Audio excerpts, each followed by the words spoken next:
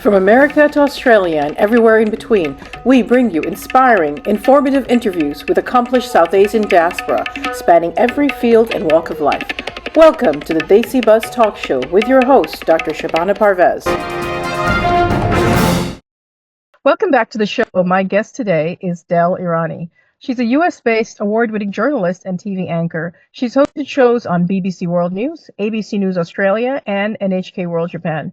She currently anchors an in-depth current affairs program called Deeper Look that broadcasts to 300 million households in 160 countries and regions globally.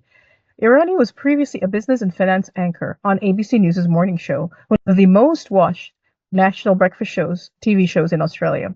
She's also a popular host of the Australian TV lifestyle show called Escape from the City, which is an adaptation of BBC's Escape to the Country. Irani is an experienced and highly sought-after host and MC who's moderated events with the United Nations, Reuters Next, Cricket Australia, and many others. She is available for in-person and virtual speaking events. Del was born in Mumbai, India, and she moved to Australia with her family when she was 8 years old. After growing up in Sydney, she completed her degree on scholarship in the University of California at Berkeley. She's been permanently in the U.S. since 2019. Welcome to the show, Del. So happy to have you. Thank you so much, Dr. Parvez, and thank you for that kind introduction. Sure. Tell us a little bit, Del, as we get started, about your background and what inspired you to pursue this career in journalism, and how did your education, your upbringing in both Mumbai and Sydney, how did that shape your path towards journalism? Sure. Well, I mean, as you mentioned, I was born in India and my family immigrated to Australia when I was 8 years old. So my path to journalism is a bit unconventional in that I am, the daughter of Indian immigrants. And, if you grow up in a South Asian family, you very well know that your parents want you to be a lawyer or a doctor or, work in the corporate world. Journalism doesn't really rank up high in that list, or at all in my case. But what happened was I studied, business and psychology at university. I got a scholarship to come to Berkeley. And when I graduated, I just wanted to, explore other options. So I got a job with a media company that was actually in Europe, and I was based in Europe for a while.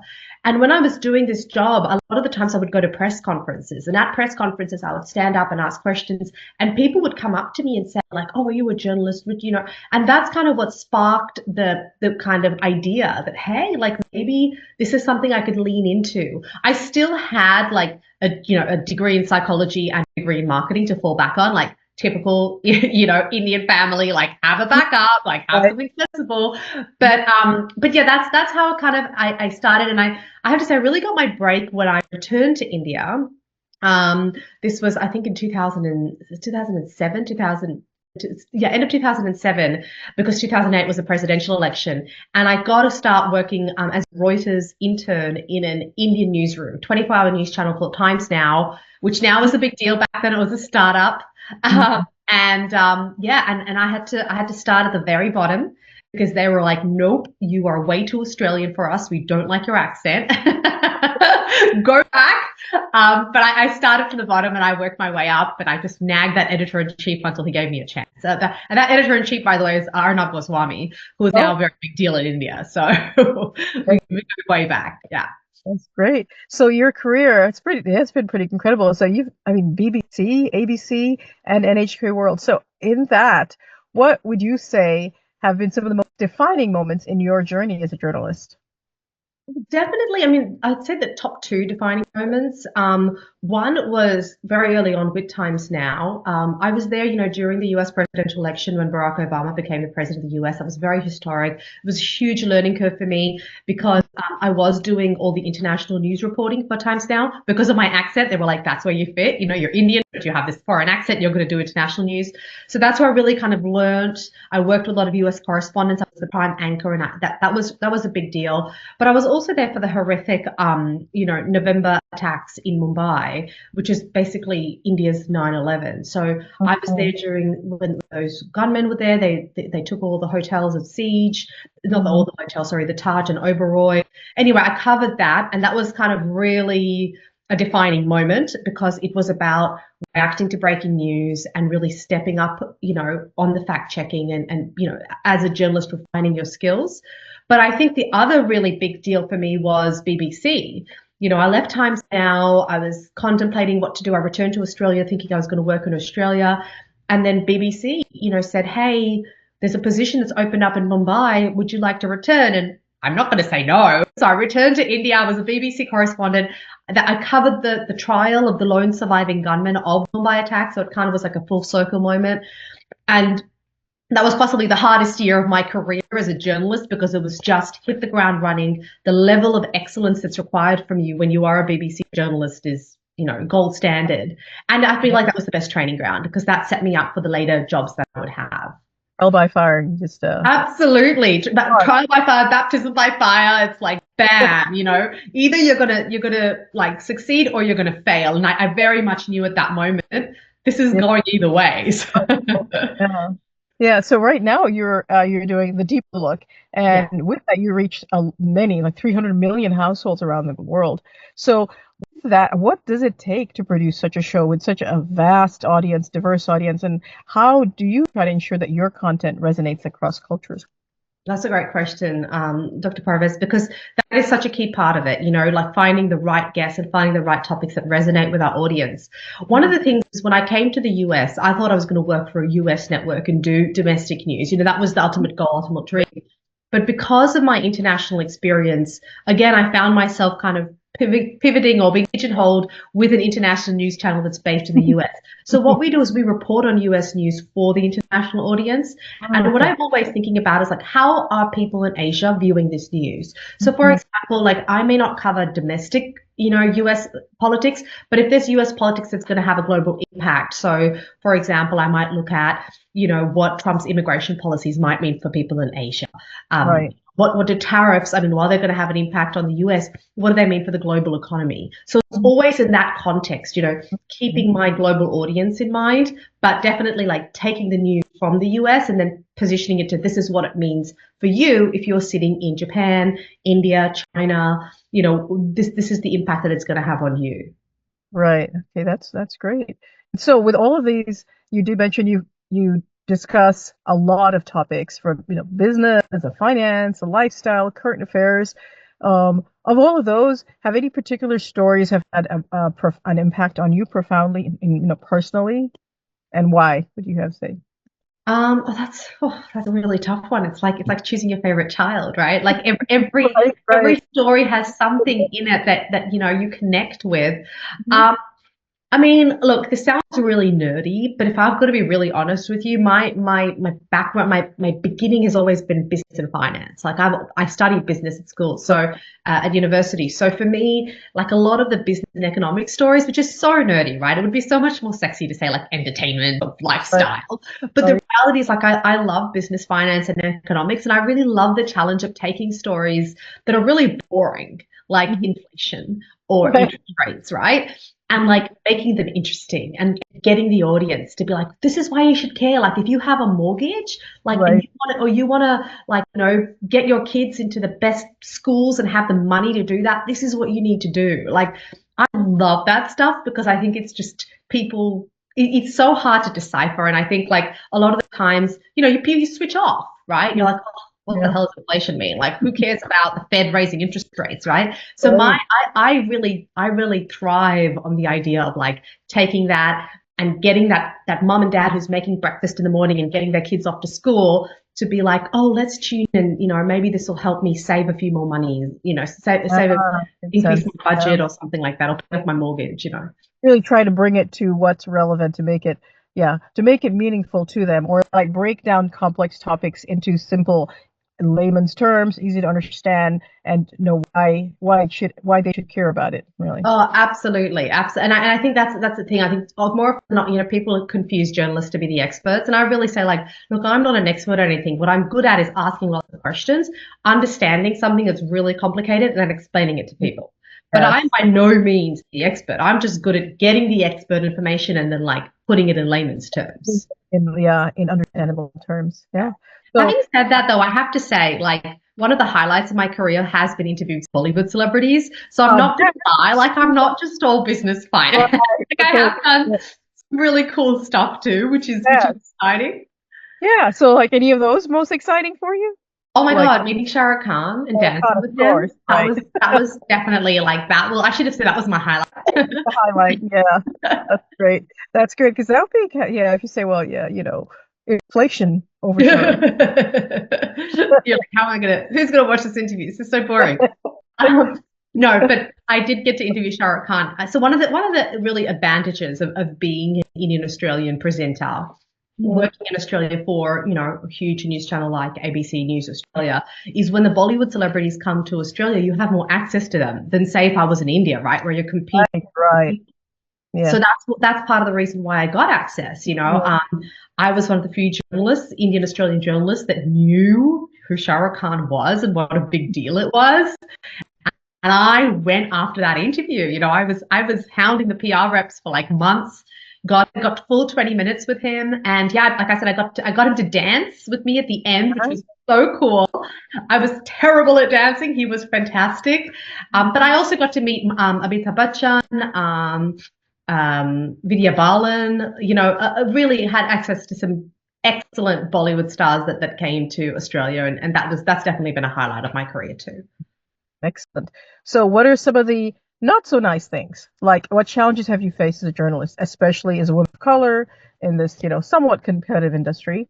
And Oh how have yeah. you overcome those challenges? Yeah, I mean, you're right. You can't talk about the good stuff without the bad stuff, right? There's light and shade in everything, and it's not been a cakewalk to get here. It's not been an easy path. Like I said, when I started off, I really did face a lot of challenges and barriers.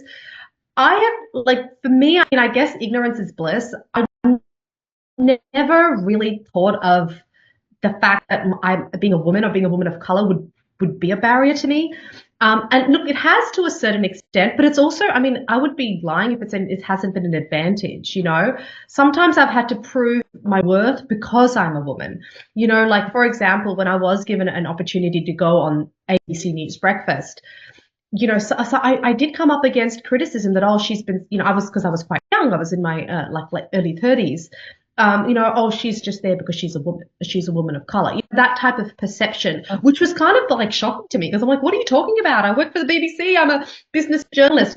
And so it has been that thing of like having to prove myself over and above maybe what somebody else in my position would or would not have to do. I don't know. I can't speak to their experience, but I just talk to mine, that I've often had to feel like there's an additional thing I have to prove. And also, like, a lot of the opportunities I've got, they have been just through persistence, through putting a foot in the door. I mean, it certainly hasn't been like, oh, come on in, we want to present a name Delnaz Irani on this Australian show or this Indian show. It's kind of been like overcoming those prejudices or those preconceptions and proving that I'm a person of worth and I know my stuff. It's not just because I look a certain way or I Right. sound a certain way. Yeah, that's that's great. So, and you've done some really impressive things like moderating for the Oh, United Nations and Reuters. So, tell us a little bit about being a moderator and how do you prepare for such high-profile events? And so, I mean, I really love emceeing and moderating because it's just kind of an extension of what I do as a anchor presenter. But what I love about it is like that it's live, it's in person. Your audience is with you. Yeah, and I've been really lucky. I've hosted a lot of events for the United Nations. More recently, I've been doing really kind of big corporate events. We did this huge one sponsored by Safety Culture in 2021, where we had Magic Johnson, NBA superstar, on stage. And one of the things when you're emceeing or moderating events is you get access to these fabulous speakers and you also learn from them. So, I enjoy moderating because I love talking to the audience face to face. I love, again, it's that idea of you taking something that's a bit complicated that people might switch off. You've sat in a conference and you're like, oh my God, this is so boring. So Mhm. I love that challenge of like getting them interested and like getting them to pay attention. And I've learned from speakers that I have worked on stage with, like Magic Johnson, who literally did not follow any of the rules. We had a Right, chair for him. He was supposed to sit down and interview him. He just walked straight into the audience and he was walking through the people and high-fiving them. And I thought, oh my God, this is fantastic. He's thrown out the rule book, but people were going to love him regardless. But he right, was so inspirational and so engaging. And I think for an MC or moderator, that's the ultimate goal. You want your clients satisfied because you're obviously getting paid for it, but you also want the audience, the people who attended, to walk away feeling like, that was such a great conference. I learned something, that's the ultimate goal. Hmm. So in let's talk a little bit more about your multicultural experience. You know, Yeah. how has that, you're born in Mumbai, raised in Sydney, now in the US. How's that whole multicultural background influenced your work and your view of the world? Oh, I think it's been a centerpiece. You, Hmm. you know, even if sometimes I wish it wasn't, and I wish I could just kind of be more part of the crowd, like just kind of fit in. But I've learned that, you have to embrace the fact that like you are different, and every place I have worked, I felt different. Like obviously I grew up in Australia, I'm an Indian Australian. I went to India thinking, right, my people, I'm gonna fit in. This is it. And then they were like, no, like you will have an Australian accent, like no way. And I come to the US, and it's this like big cultural melting pot, and that's what I love about America. Like it really is like so multicultural and so diverse. And I thought, well, surely I'm going to fit in here. And I mean, I guess I resonate with people of different backgrounds for that reason. And that's why I'm still kind of navigating the market, finding my place. I've only been here for 5 years, which is a relatively, it's not that long. And I'm still trying to figure out where exactly I fit. Like right now I'm working for NHK World, and I'm doing lots of other things as well. But I'm still navigating that market. So Dr. Parvez, if you have any tips, let me know because I don't know. I'm figuring it out. But I think definitely like what you said though, being yourself. I mean you are that you all of those things make the fabric of who you are. So like yeah, just embrace it and say, you don't have to try to fit in. I mean you just I think that I personally also have something similar, like born in Yeah. India, raised in the Caribbean, lived in the US, worked abroad in Saudi Arabia, went to medical school in Canada. So I've been in so many countries. And so it's just like wherever I go, I do try to fit in. It's just like being flexible and just understanding. I think just you're having an openness and a tolerance to all these other cultures and languages and religions and everything. It allows you to connect with people. You don't have to Yeah. change any of that. I think it's a big advantage, really. Yeah. So Yeah. And I feel like you attract the people that you're meant to attract, exactly, right? You connect exactly. with people Because that because I right for me personally, it has allowed me to, and I've lived in so many states and cities here in the U.S. And so like I almost find there's hardly anybody that I've met that I don't have something in common with, how which is beautiful. amazing, right? How It's amazing. beautiful. Absolutely. So, That's a lovely way to look at it. I'm gonna take that away from and don't worry about like having to be like anybody else, and you. be your individuality because that's your strength. Yeah.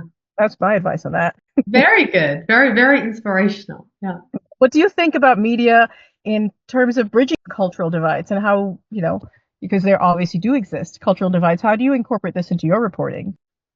I think media can play a really important role. I Hmm. think we have a responsibility as media, as journalists, to hopefully hire a diverse range of people. Because what happens, and the studies have shown this, that when you have a kind of a diverse newsroom, you're going to get reporting on diverse stories. So, for example, some of my time in Australia, I really went out into communities that are really underreported on, such as, the Islamic community. And this was the time that there was a height of Islamophobia, and really kind of hearing their voices and also telling stories that aren't related to Islamophobia, just like celebrating Eid together and having that be a big part of the news coverage. Things, again, underreported stories, which I think can make a huge difference because one, when you see yourself, you believe that you can do that. So I grew up, I didn't see too many brown people on Australian TV. What I hope is the next generation and the generation after, they do see themselves, whether it's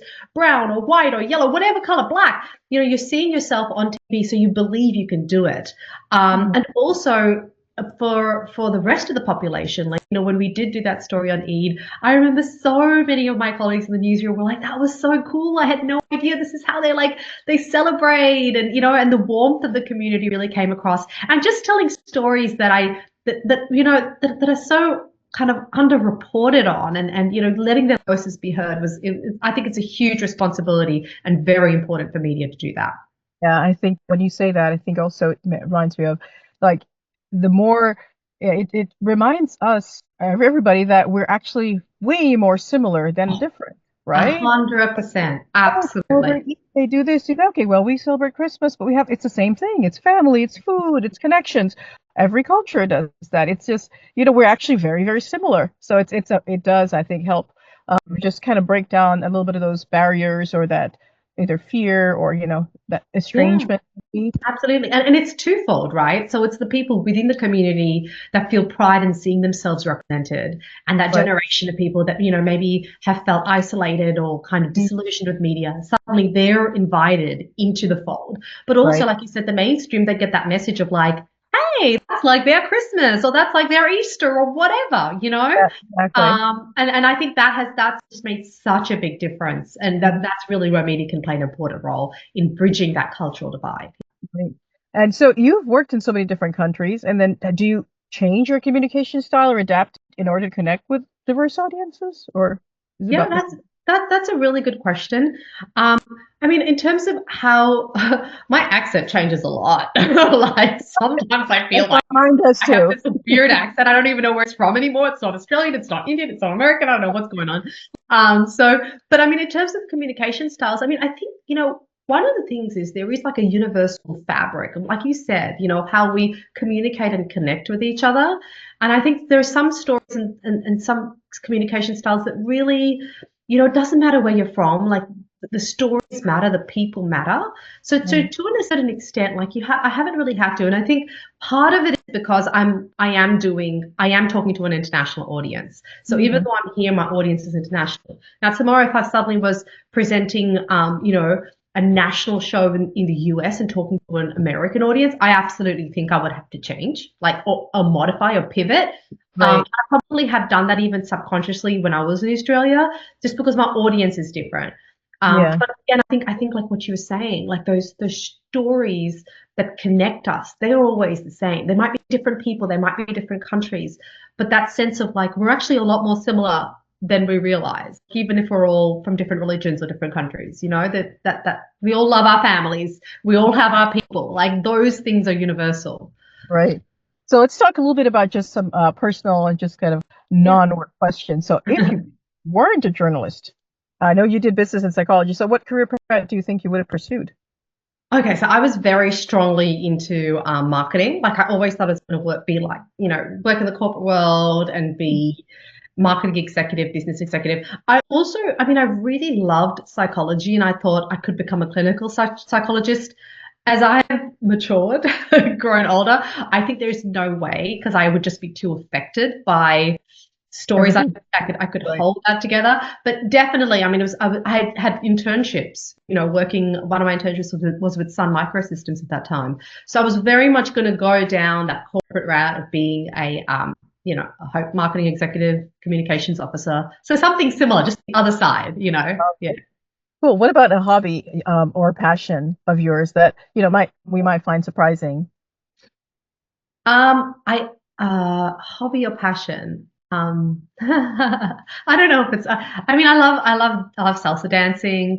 I like playing golf. I've tried to learn to play golf and be good at golf for many, many, many years. I'm not good at it, but I do. I actually really enjoy. Yeah, I would love to. I'd love to have more time to actually practice that and get back into it. So for sure. Cool. What about any your favorite book, movie, or TV show? Any one of those that has like inspired you either personally or professionally? Hmm.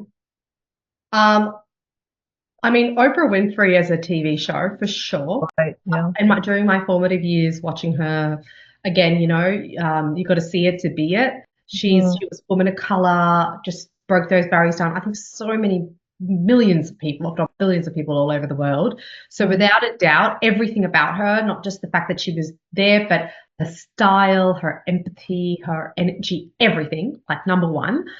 Um, Paulo Coelho's The Alchemist was also a game-changing book for me. oh, It yeah. came again. I think, like, I am a true believer that books find you at the time that they're meant to, that they kind of come into your life, or you find them. There's like that thing. So for me, it was like late teens, early 20s when I was a bit lost, and like again, I had this very sensible business and psychology degree and career. And then along comes this book that's about a dream and following your dreams, like, believing in the unknown and stepping out of your comfort zone and all of these magical, amazing things. And I think that really kind of gave me the courage to kind of try something out. And I really, in my early 20s, I was like, let me try this for 2, 3 years. If I fail, nothing's changed. I'll just be 24 and then I'll go back and I'll work in the corporate world. That's always there. And that was how I started. So for anybody who's watching, that's, and if you're, if you're kind of at that kind of crossroads, yeah, I mean, just take that first step in faith and believe the rest will follow. And it's not easy. I'm not telling you it's easy. It's very hard. You have to keep at it. But those two things I would say have had the biggest influence to give me that courage to go for it. Cool. How do you unwind? Like, what's your go-to after a long day of work? Anchoring, moderating? Oh, I love hot yoga. Like, Oh, I great. love it. I've recently discovered it. I always kind of did some sort of exercise, like going for a walk, yoga. But I mean, it really helps me. Not just at the end of the day, sometimes even in the middle of the day. It's so important for my mental health. Physical health is great, but if I don't do some sort of physical activity, like that's just not with a screen, oh my goodness, I love it. I love it. I live for it. Yeah, so my one of my questions as a physician is I always ask this kind of like how do you keep yourself physically and mentally healthy? So is that part of it just maintain physical activity and do something like yoga to kind of de-stress and get your body into like a recovery or healing mode? Is that kind Yes, yes. Oh, I love that I'm talking to the physician right now. I forgot. You just switched from journalist interviewer to physician. I love it. And I suddenly felt like, oh, good. I'm glad gave a good answer. Phew. Dr. Parvez gave me the tick of approval. I forgot. That's funny. If you could interview any historical figure, living or deceased, who would it be and why? 100% Mahatma Gandhi. 100%. No Mhm. doubt, without a doubt. And oh, talk about icons and people that you love and you've, respected and you've grown up with. I mean, just grown up kind of respecting. I would just love to meet him. I would love to talk to him. And, I've read so much about his life story and what he did. And of course, know firsthand the impact he had on India. But I just think he would be such an inspirational person. I think it's the same reason why I like yoga, I like all that stuff, because it's about learning to be mindful, being centered, and just like really going about life with like a really positive attitude in the face of so much adversity. And if he can like teach me that, I'll be very happy because that's the ultimate goal, right? Right, Him and Martin Luther King Jr. I mean, these are just like, big right. nonviolence activists who had profound change and, who just were just so mentally strong Mhm. in such crazy times that I think we could all learn from them. And I would love to meet them and interview them. That would be great. What is on live TV? Have you ever had any embarrassing moments, funny, or the most memorable moment you've had on live TV? Oh my goodness. Many, Uh, many. I'll give you a couple. mhm. Um, this would happen so we did, I was doing the breakfast show in Australia. So we'd wake up at like 3:30. And then, the show was from 6 a.m. to 9 a.m. And so you're kind of like, you're doing your best, you've got coffee. But sometimes when you were doing let's say there was breaking news, we call it like the black screen of death. So what would happen is you're looking into your teleprompter auto cue and there's nothing. Like the script is gone, everything is out, but you're live and Mhm. you have to talk. And, so you're talking and you're talking and, like you're kind of like ad-libbing about whatever topic it is. And you have your producer in your ear and they're going like, Phil, like keep. And you're like, at some point, you're like, who the hell is Phil? Like, just tell me what to say. So, I mean, that's happened multiple times. And that's something I call like, doing a breakfast show, like the Olympics of Mhm. TV presenting, because you have to be able to do hard news, soft news. You need to know sports and weather and all the arts and culture, like every imaginable music and, oh, health. You have to really be well, and then you have to deal with this, which is like no like information, but you've got to hold it together for 2 minutes, just talking nonstop, like coming up with the shows, blah blah blah blah blah. And also, wasn't that a great interview? I mean, it's like literally it sounds easy, it's very difficult. Oh my God. Um, and the other live thing was when I was this was actually probably worse when I was working for the BBC. I got the chance to do a live hit outside. It was so we had like a remote unit, like a big like a caravan or a trailer set up with all the cords, It was night. It was 9 p.m. Mumbai time. I was doing a live broadcast for BBC World News with Michelle Hussein on BBC World. So I was really excited because I'm a huge Michelle Hussein fan. She was a big time presenter at that time. And so and I'm the top story because it's about the terror Right, the terror attacks. terror attacks, right? The surviving gunman's trial. And they go, and here joins us Del Irani. And at that very moment, I'm looking down my camera, and from my peripheral vision, I can see that the cord has been plugged into this external unit. Because we're outside and there's so many people, like it's India, it's Mumbai, there's all these people watching us because there's lights, and somebody had run and tripped over the wire. So the electricity gone. So I'm on camera and there is like, I'm completely like, there's no lights. They're like, Del, are you there? And I was like, I'm still here. And then I have to keep talking. And I can see my cameraman jumping. Like I have to keep a poker face because all this madness is going on behind me. He's jumping over it. He's plugging it in. He's smacking some guy, like, back off. And all I can think is like, what is happening over here? Like, is this going to turn into a riot? But I have Michelle Hussein talking to me and I have to keep a straight face and talk about the news. So that was definitely like, That sounds quite stressful, but yes. funny. In hindsight, it's all funny. In the moment, you're like, oh my God, why is this happening? What advice would you give to aspiring journalists, especially those from, South Asian backgrounds or underrepresented backgrounds? You can do it. That would be the biggest advice I would say. I'd say if you believe in yourself and you work hard enough, you can do it. It is possible. If I did it, you can do it. It's not going to be easy. You got to have persistence, perseverance, and get your foot in the door. Like, it's good to have a journalism degree, but go out there and get experience. Cold call, intern, do whatever it takes. But there is absolutely no reason why you can't make it. It is possible. Yeah, it is possible. Great. So in your case, what's your secret sauce? What would you say is the secret to your success? Exactly what I just said. It's persistence and go out there perseverance. and do it. Even at this point in my career, which, I can't take as many risks. I'm not 21-year-old anymore. It's 20 years later. And so I can't just like pick up and leave and, like work for free. Those things are just not available to me anymore. But I have to, you have to believe in yourself and you have to keep going.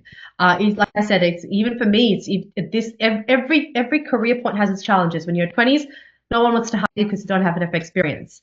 When you're in your 40s, it's like, well, you have too much experience and you've moved from another country, so no, But then you have to really believe in yourself, and there will be a way. There has to be a way. So how do you stay motivated and continue to grow in this? Because it's a fast-paced industry. It's ever changing. How do you keep motivated? I keep motivated by really doing the work, and I think when I do take a step back when I need to. So if I'm trying a certain strategy and it's not working, like for example, I was trying to break into the US market and like work for all, and I was like, I'm just getting wall after wall after wall. Like they don't care that I'm ABC News Australia, big anchor over there. Like all that experience amounts to nothing because they have their big anchors here in the US. So it was finding that alternative route. And then I got the job with NHK World, and they were like, oh yes, welcome. Like we want someone with international experience that's former BBC and ABC. So I think it's like finding, not the back door, but definitely like the side door, like figuring out where you fit. Shabana, you said a similar thing earlier. You said because you have worked in so many different places and you've got all this multicultural experience, it's almost like leaning into that, like not running away from it, and realizing like, well, which audience is going to appreciate that, and that's probably why you've got Desi Bus, because you really tapped into a market that's like, yes, I'm from South Asia and I want somebody in the US to give me all these people in the US. So I think it's finding that and pivoting, changing, Having the flexibility to pivot, but 100%. believing in yourself, valuing yourself, and knowing that that you have the important you'll contribute the way you are, who you are. Absolutely. So any other messages you'd like to share for other aspiring journalists, or final words of wisdom? Don't give up. Never give up. That would be that would probably be the biggest thing. It's something I tell myself every Right. day. Don't give up. If you really believe that this is what you're supposed to do in your life, this is your purpose, keep at it and believe that things will work your way. Work hard towards it. It's not like sitting down going, where's my job? Where's the Right. opportunity? Right. Right. You But have. but, but opportunities will open up and say yes. Like I'm Mhm. a big believer in like, even if I'm not sure this is the right fit, I'm like, okay, let me try it out and see Yeah. if that opens another door, which opens another door, because you never know where it could lead you. Might just land you on your dreams, take you to your dream job. So That's true. That's great. This has been so great and so inspiring and lots of fun talking with you, Del. And I'm sure our viewers will enjoy this as well and be inspired. Thank you so much for taking time to be with us today. thank you. It was a real pleasure. Love talking to you as well. Yeah, thank you.